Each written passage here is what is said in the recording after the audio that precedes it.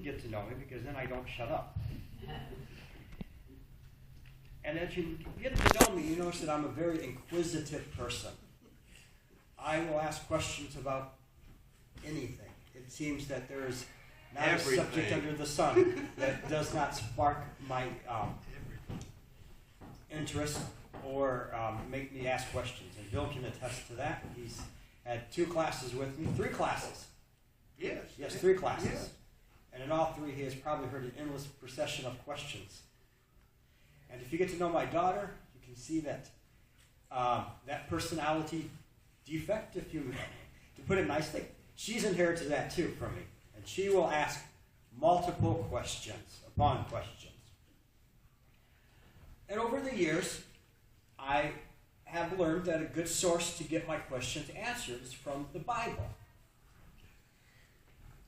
It's always good to go to hear what other godly men and women through the centuries have thought and come to their conclusions. But I have always found it very helpful for me, if I have a question, to ask the Bible. Amen. And a question that has often come to me over the years, and it's just been recently that I have received an answer from the Bible on this. And that is, why do we worship? We know we're supposed to worship. All the way from Genesis, all the way to the end of Revelation, we see that we're supposed to worship God. We also see that God gets a little upset when we tend to worship other people or other things other than Him. Mm-hmm. In fact, some of His first words to the nation of Israel that Yahweh spoke to Israel audibly from Mount Sinai was, as we find in Exodus chapter 20, is, "You shall have no other gods before me." In the Hebrew language, it could be translated more descriptively in our language as, "I don't want any other gods or worship within my sight." Yes, sir. But why? I ask myself, why? Why doesn't God want this worship to anyone else but Himself? And the place that I have found an answer, and I'm sure that you can find an answer in other places in the Bible, have been Psalm 95. And I like the Psalms because the songwriters teach us. They teach us through songs. And although we don't sing them in songs anymore, they were originally written as songs and prayers. Yes.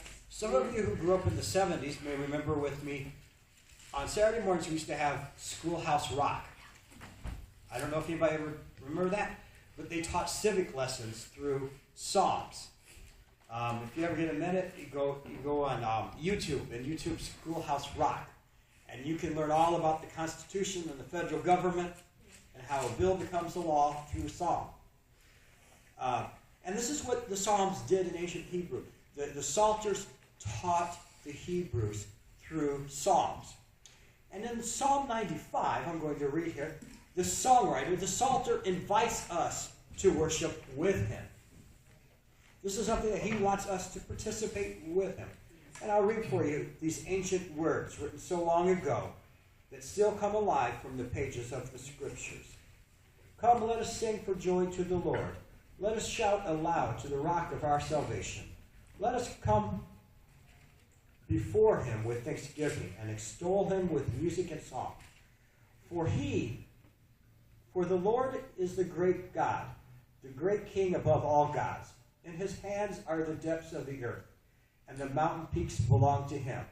The sea is his, for he made it, and the dry land, and his hand formed the dry land. Come, let us bow down and worship. Let us kneel before the Lord our Maker. For he is our God, and we are his people of his pasture, the flock under his care. Today, if you hear his voice, do not harden your hearts." Yes. This morning, the Psalter invites us to worship. He invites us to worship with him. So let's accept his invitation and travel back some 3,000 years ago to a time and place where the sounds of the Industrial Revolution are unknown.